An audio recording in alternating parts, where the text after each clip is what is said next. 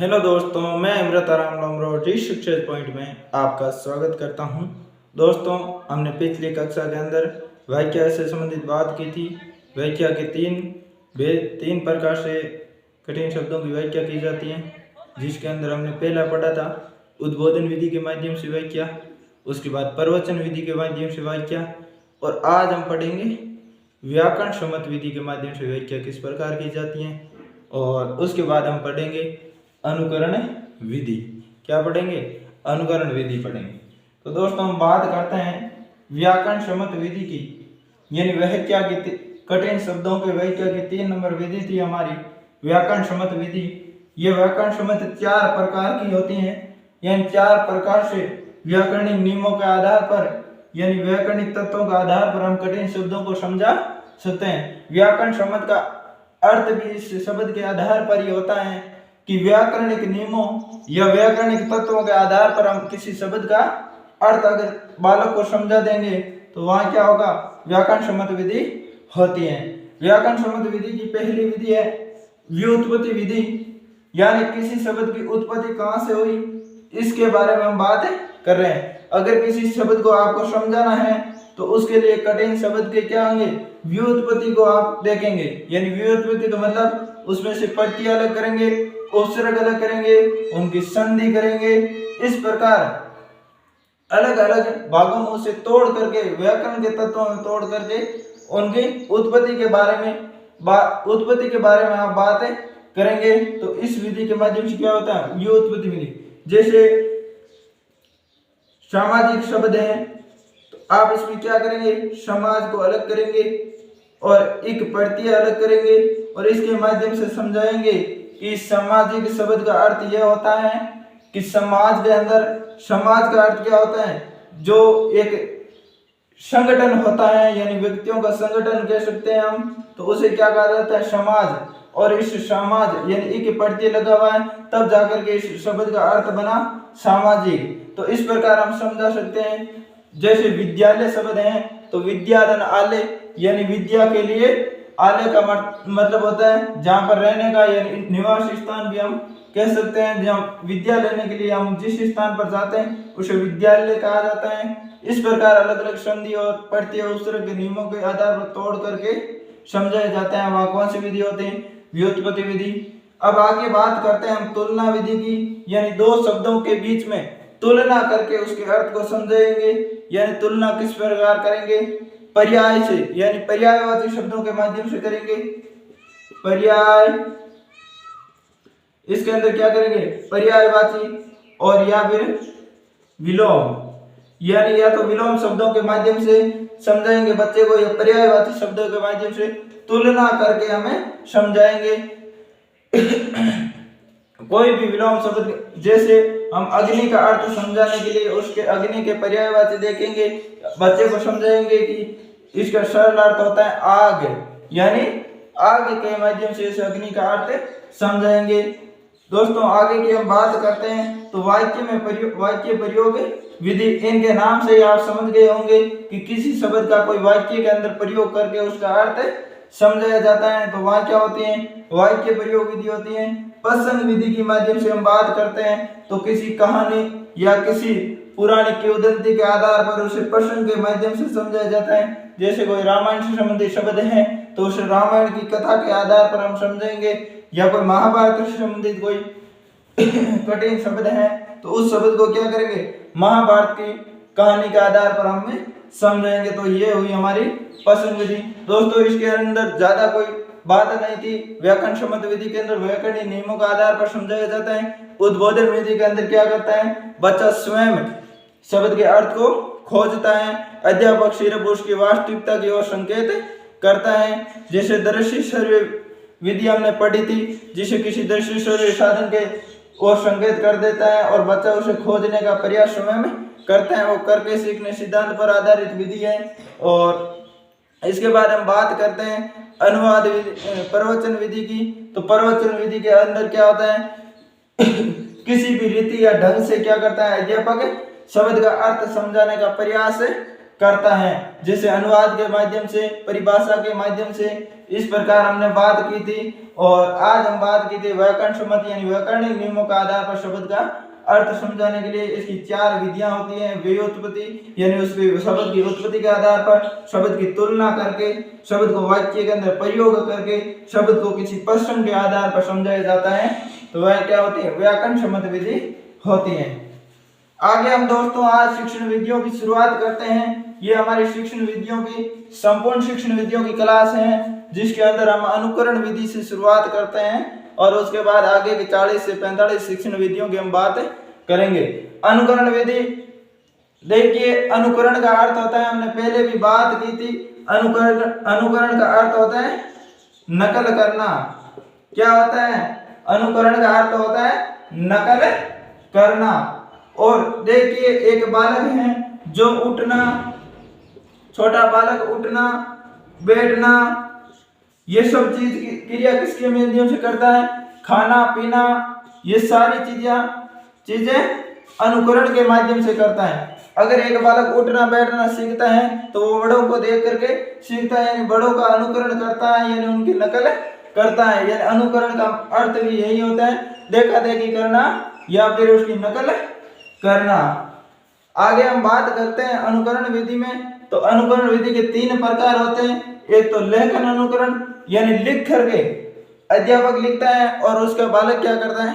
अनुकरण करके सीखता है। एक उच्चारण अनुकरण, इसके अंदर अध्यापक उच्चारण करता है और बालक उस उच्चारण को ग्रहण करता है, अनुकरण करता है। उसके बाद रचना अनुकरण, इसकी भी बात हम इन तीनों भागों की अलग अलग रूप से हम बात करेंगे। तो हम पहले देखते हैं इसके अंदर लेखन अनुकरण। कौन सा अनुकरण है? लेखन अनुकरण, यानी इनके 3 भाग हैं। इस 3 भागों के पहले भाग की हम बात करते हैं, तो कौन सा है? लेखन अनुकरण।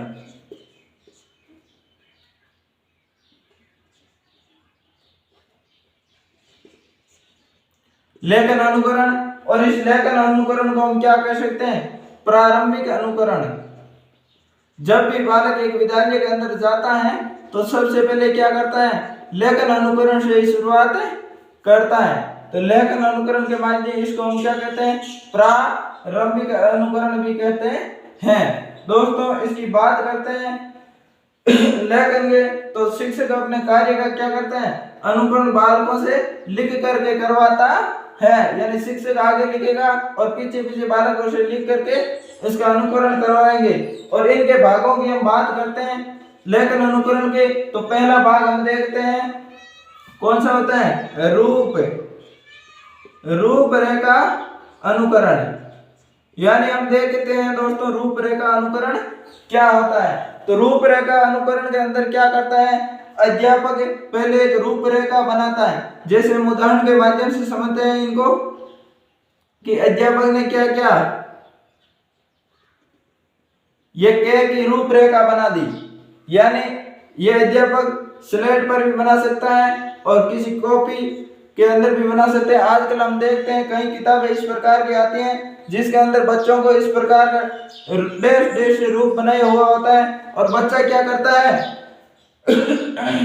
इसके रूप का अनुकरण करता है, लिख करके अनुकरण, यानी इसको इस प्रकार लिख करके ग्रहण करता है, यानी क्या को पूरा क्या बनाने का प्रयास करता है। ये क्या होता है? रूपरेखा अनुकरण होता है, यानी उसके रूप को ग्रहण करना ही क्या होता है? रूपरेखा अनुकरण होता है। यानी आप ये उदाहरण लिख लीजिए, ऐसे आप लिख लीजिए और आगे ऐसे बना लीजिए। यानी इस प्रकार अध्यापक लिखता है और ये कौन करता है? ये करता है छात्र, और ये अध्यापक इसकी रूपरेखा बनाता है। और आगे की हम बात करते हैं 2 नंबर की, यानी बी पॉइंट की बात करते हैं तो आता है स्वतंत्र अनुकरण।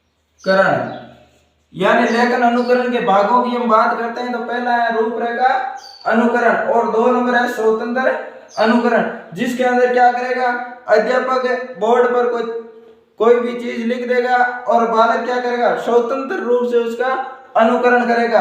यानी जिस प्रकार हम मानते हैं, देखते हैं कि यह के, खे, गे और घे, ये कौन लिखता है, अध्यापक लिखता है। ये आप मानिए कि बोर्ड पर अध्यापक ने लिखा है, तो बालक क्या करेगा, बालक भी कॉपी के अंदर लिखेगा के, खे, गे और गे, ये कौन लिखेगा, छात्र लिखेगा। यानी छात्र किसके माध्यम से, स्वतंत्र अनुकरण करता है, यानी स्वतंत्र रूप से। अध्यापक ने तो ये सारी चीज लिख दी और अध्यापक के देख करके क्या करेगा, बालक ये अनुकरण करेगा, तो इसे क्या कहा जाता है, स्वतंत्र अनुकरण कहा जाता है। देखिए दोस्तों, ये किसके अंदर, ये दोनों किसके अंदर,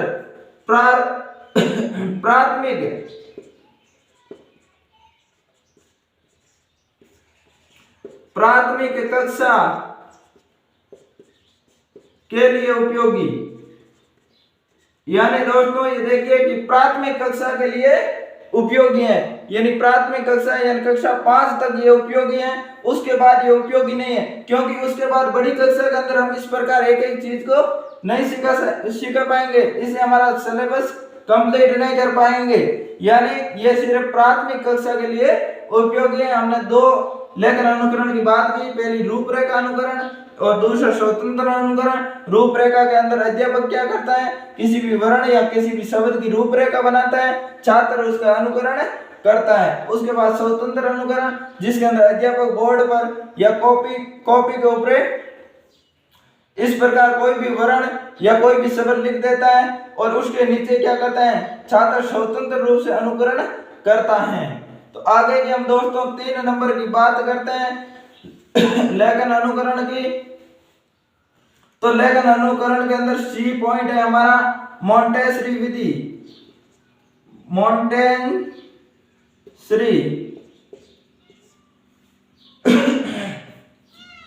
कौन सी विधि, मॉन्टेसरी विधि। यानी देखिए मॉन्टेसरी विधि के माध्यम से किस प्रकार एक बालक लिखना सीखता है। जिस प्रकार रूपरेखा के माध्यम से बालक लिखना सीखता है अनुकरण से, और उसके बाद स्वतंत्र अनुकरण के माध्यम से लिखना सीखता है, उसके बाद ये मॉन्टेसरी विधि क्या है, इनके माध्यम से कैसे लिखना सीखता है। तो इसमें क्या होता है, देखिए दोस्तों, आंख, कान आदि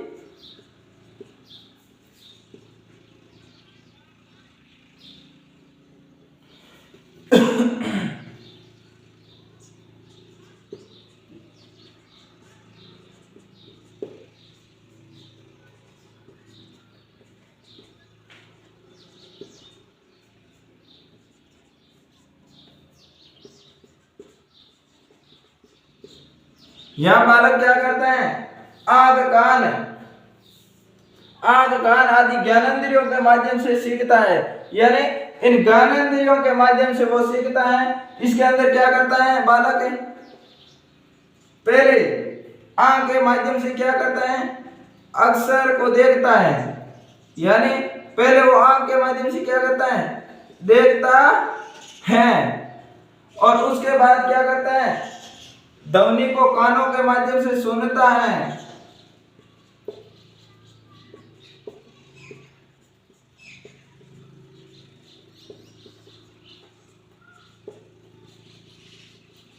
उसके बाद वो ध्वनि को कानों के माध्यम से सुनता है।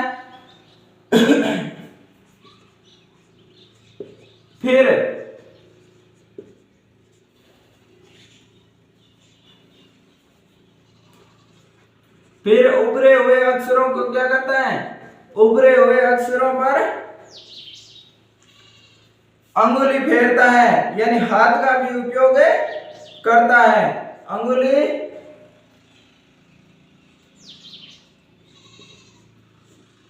फेरता है और उसके बाद वो क्या करेंगे, परिचित होकर लिखेगा। यानी एक बालक क्या करेगा, परिचित होकर लिखेगा।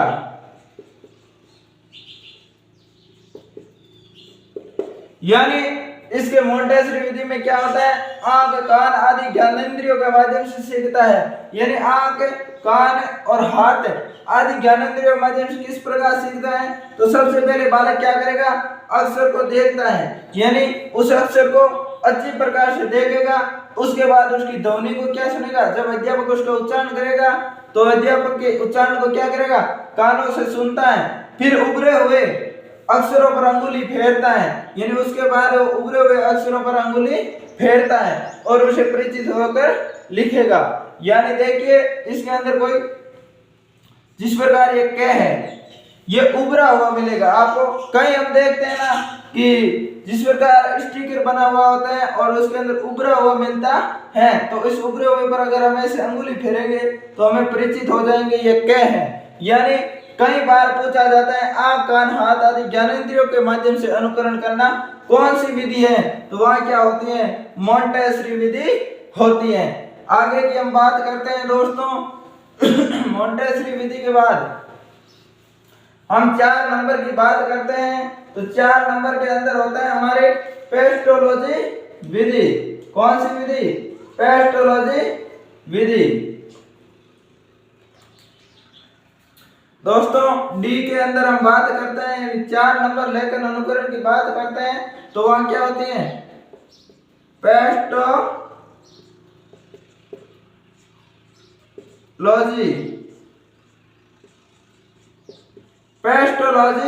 विधि। यानी पेस्टोलॉजी विधि के अंदर क्या होता है दोस्तों, इसके अंदर खंड खंड करके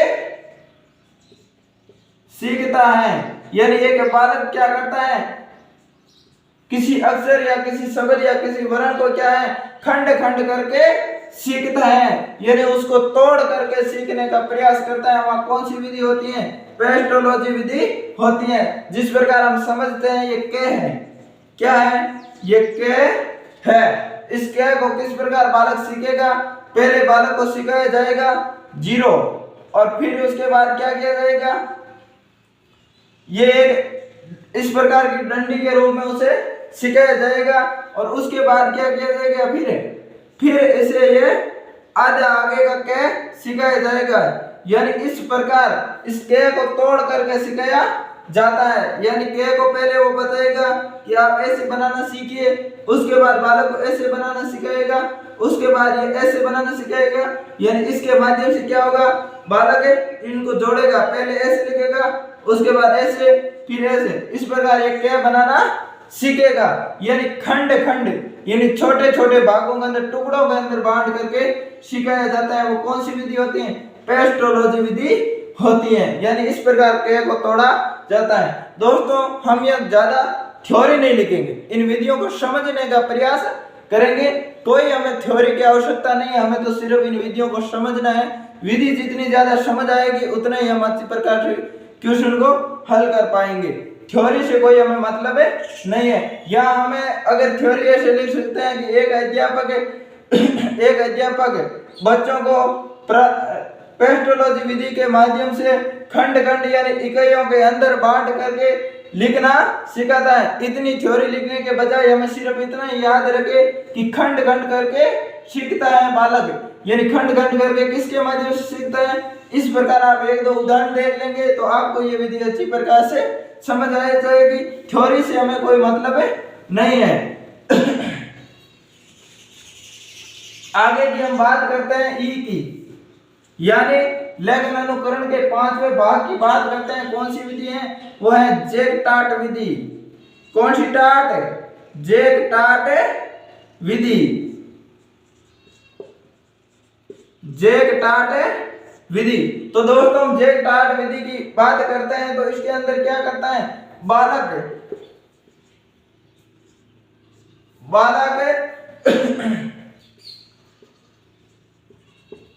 अध्यापक का अनुकरण करके लिखता है, का अनुकरण करके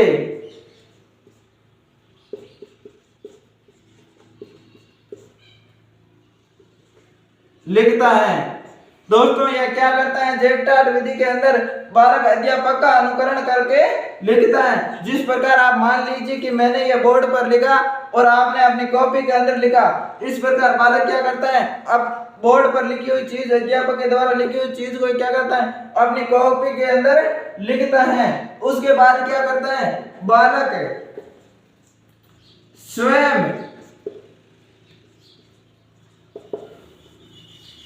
बालक स्वयं संशोधन करता है। यानी इस विधि के अंदर क्या किया जाता है, अध्यापक उसका संशोधन, यानी जो गलतियां बालक करता है, इनको बोर्ड पर लिखी हुई चीज को कॉपी के अंदर लिखने में जो गलतियां करता है, उनका संशोधन कौन करता है, या स्वयं बालक करता है। यानी बालक स्वयं संशोधन करता है, यह अध्यापक कुछ नहीं बताता। तो बालक स्वयं संशोधन करता है। और संशोधन किस प्रकार करता है कि संशोधन मूल से मिलाता है, मूल से मिलाकर। यानी एक बालक है वो किस प्रकार संशोधन करता है, इस जेकटाट विधि के माध्यम से जो गलतियां की है उनको किस प्रकार, यानी मूल से मिलाता है। जो अध्यापक बोर्ड पर लिखी हुई चीज है उनको एक एक अक्षर और एक एक शब्द को क्या करता है, वो उस चीज से, बोर्ड पर लिखी हुई चीज से मिलाता है। और जो चीज गलत होती है उस पर वो इस प्रकार घोड़ा करके उनको सही करता है। तो इस विधि के अंदर क्या होता है, बालक अध्यापक का अनुकरण करके लिखता है और उसके बाद बालक क्या करता है, स्वयं संशोधन करता है। संशोधन किस प्रकार करता है, उन मूल चीज को मूल चीज से मिला करके संशोधन करता है। तो दोस्तों ये बात थी हमारे लेखन अनुकरण की। लेखन अनुकरण के अंदर हमने क्या पढ़ा, लेखन अनुकरण के माध्यम से लिखना सीखने के लिए किस प्रकार अनुकरण किया जाता है। उसके पहले हमने रूपरेखा अनुकरण पढ़ा, जिसके अंदर किसी रूपरेखा का रूपरेखा अध्यापक बना देता है, उसका अनुकरण कौन करता है, बालक करता है। उसके बाद स्वतंत्र अनुकरण पढ़ा, जिसके अंदर किसी चीज को कॉपी या बोर्ड पर अध्यापक लिख देता है, बालक उस लिखी हुई चीज को अनुकरण करके स्वयं लिखता है। उसके बाद मांटेसरी विधि पढ़ी थी हमने, जिसके अंदर क्या करता है हाथ कान नाक, हाथ कान और आंख आदि ज्ञानेंद्रियों के माध्यम से बालक क्या करता है, उसको समझता है। सबसे पहले वो क्या करेगा, आंखों से देखेगा, उसके बाद कानों से सुनेगा, फिर ऐसे अंगुली फेर के ये पता करेगा कि ये अक्षर किस प्रकार का है, और उसके बाद वो उसका अनुकरण करेगा। उसके बाद हमने पढ़ी थी पेस्टालॉजी विधि। पेस्टालॉजी विधि के अंदर क्या होता है, खंड खंड यानी छोटे छोटे भागों के अंदर बांट करके किसी चीज को, शब्द को या किसी वर्ण को समझाया जाता है। उसके बाद हमने जेकटाट पढ़ी। ये टाट क्या कहती है, टाट के अंदर क्या करता है, अध्यापक आगे लिख देता है बोर्ड पर, फिर और बच्चे उनका क्या कर रहे हैं, अनुकरण करते हैं। और अनुकरण के अंदर जो गलतियां होती हैं वो बालक स्वयं संशोधन करता है। स्वयं संशोधन किस प्रकार करता है, उन जो बोर्ड पर लिखी हुई चीजें उनको मूल से मिला करके क्या करता है, संशोधन करता है। आगे की हम दोस्तों बात करते हैं, आगे की हम दोस्तों बात करते हैं। तो 2 नंबर होता है हमारा उच्चारण अनुकरण। कौन सा अनुकरण, उच्चारण अनुकरण। तो दोस्तों जब किसी भी बात को अगर बालक लिखना सीख लेता है तो उसके बाद क्या होता है, उच्चारण करना जरूरी है।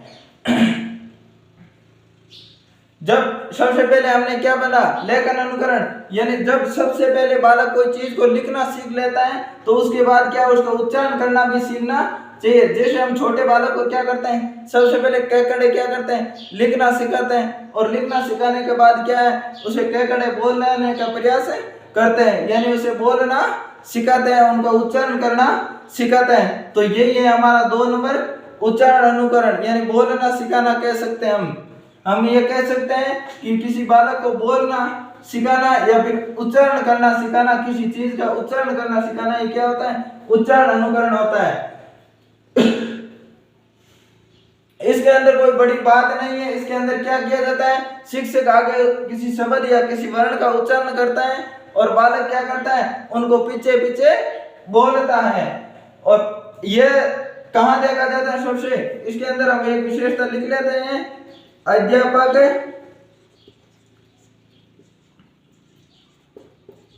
उच्चारण करता है तथा बालक उनके पीछे पीछे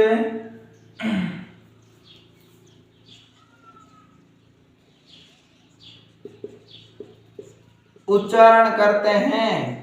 यानी अध्यापक उच्चारण करता है और बालक उनके पीछे पीछे उच्चारण करते हैं। और एक ये बात, ये उच्चारण अनुकरण कब किया जाता है? हम स्कूलों के अंदर देखते हैं ये उच्चारण अनुकरण बिल्कुल होता है। कब होता है? प्रारंभिक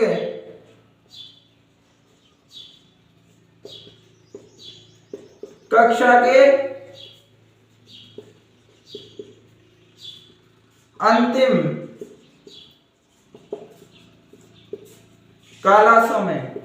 यानी यह उच्चारण अनुकरण कब होता है? प्रारंभिक कक्षा यानी 1 से 5 तक की कक्षा के अंदर हम जब अंतिम क्लासों के अंदर देखते हैं तब हम इसे उच्चारण अनुकरण को देखते हैं। हम जब विद्यालय के अंदर, आपने भी अगर बीएसटीडी बीएड की है तो वह इंटर्नशिप की, तब आपने देखा होगा कि अंतिम क्लासों के अंदर बच्चे क्या है? पहाड़े बोलते हैं। यानी एक बच्चा आगे उच्चारण कर रहा है, पीछे पीछे दूसरे बच्चे कर रहे हैं, या अध्यापक आगे उच्चारण कर रहा है और पीछे पीछे दूसरे बच्चे उसका उच्चारण कर रहा है। तो यही है हमारा उच्चारण अनुकरण है।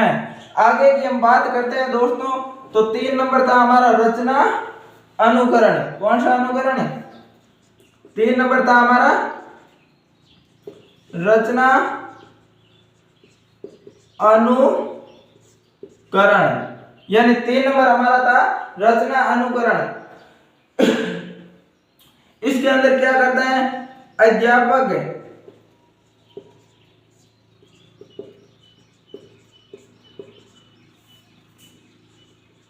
बालक के पूर्व ज्ञान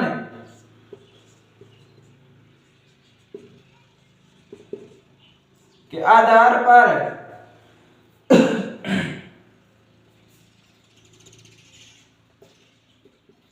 नए ज्ञान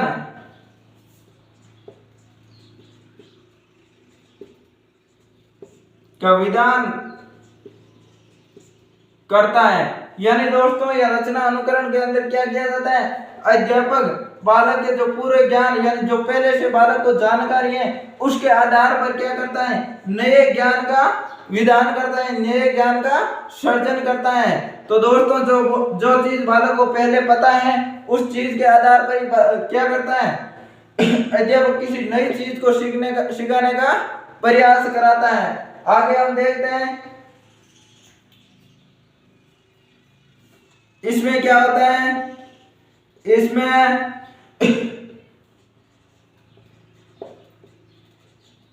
विद्यार्थियों को जिस भाषा शैली में, यानी इसके अंदर क्या होता है? विद्यार्थियों को जिस भाषा शैली में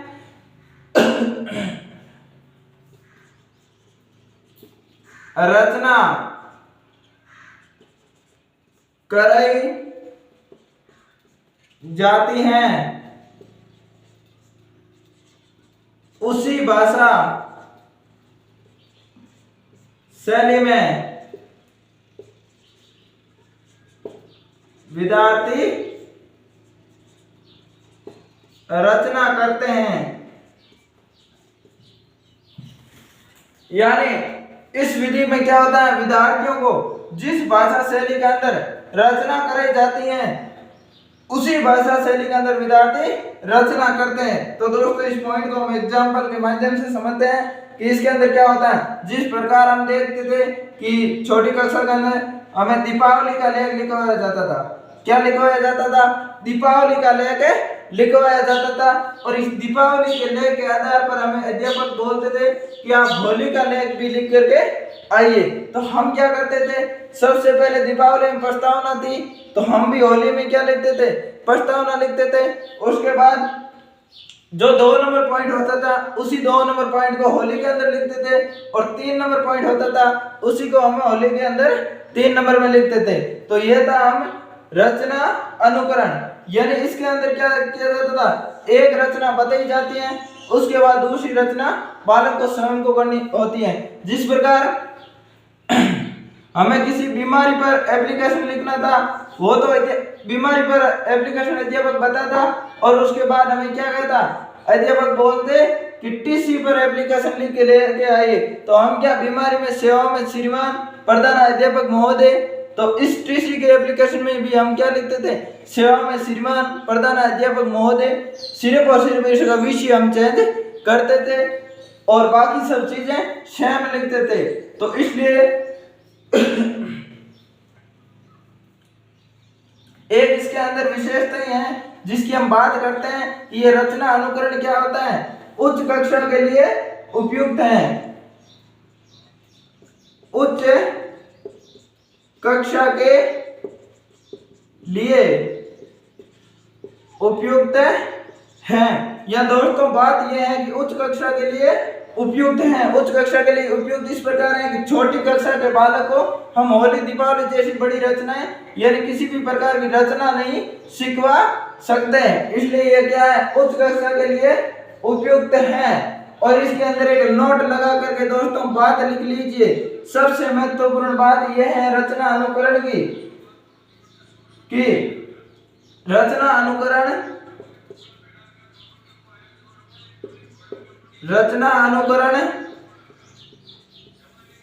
अपने आप में एक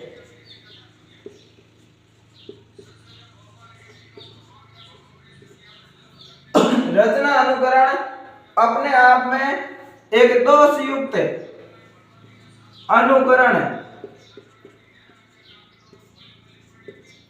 यानी एक दोषयुक्त अनुकरण है। क्यों है? क्योंकि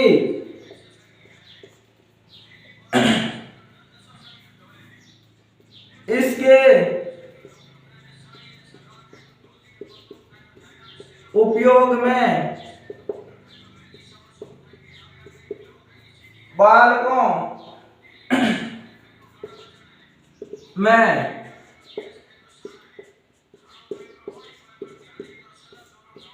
मौलिकता का विकास नहीं होता। यानी हम दोस्तों यह बात करते हैं कि रचना अनुकरण अपने आप में क्या है, एक दोष युक्त है। वो दोष क्या है? क्योंकि इसके उपयोग में जब इसका हम उपयोग करते हैं, प्रयोग करते हैं, तो बालकों में क्या होता है, मौलिकता का विकास नहीं होता है। मौलिकता किस प्रकार विकास नहीं होता है? जिस प्रकार हमने पहले बात की थी कि अगर हमने एक एप्लीकेशन के अंदर क्या लिखा, सेवा में लिखा, तो सभी एप्लीकेशन के अंदर बालक क्या करेगा, सेवा में लिखेगा। तो इसलिए उन्होंने क्या किया, नई कोई चीज नहीं सीखी, तो यह क्या हुआ, मौलिकता का विकास नहीं होता है। दोस्तों ये विशेषता कई बार पूछी गई है कि रचना अनुकरण के अंदर क्या नहीं होता, मौलिकता का विकास बालक के अंदर नहीं होता। यानी हम कोई भी प्रार्थना पत्र लिखेंगे तो सेवा में, तो बालक सभी के अंदर क्या लिखेंगे, सेवा में लिखेंगे। दीपावली के अंदर पहले प्रस्तावना लिखनी है तो बालक होली के लेख में या अन्य कोई भी लेख है तो इसके अंदर क्या लिखेगा, प्रस्तावना ही लिखेगा। तो यहाँ ये क्या है, अपने आप में एक दोष युक्त है। दोष कौन सा है? क्योंकि इसके अंदर क्या होता है, बालक के अंदर मौलिकता का विकास नहीं होता है। तो दोस्तों देखिए ये थी हमारी आज अनुकरण विधि, जिसके अंदर हमने अनुकरण विधि के बारे में बात की थी। इनके 3 भाग पढ़े थे, लेखन अनुकरण और उच्चारण अनुकरण और रचना अनुकरण। तो दोस्तों इसके बाद हम आगे बात करेंगे इकाई विधि की अगली क्लास के अंदर। दोस्तों हमारे रीड शिक्षा पॉइंट चैनल को सब्सक्राइब करें और लाइक करें और ज़्यादा से ज़्यादा शेयर करें और हमारे साथ जुड़े रहिए। मात्र 25 दिन में आपको संपूर्ण शिक्षण विधियां उपलब्ध हो जाएगी इस चैनल पर। धन्यवाद दोस्तों।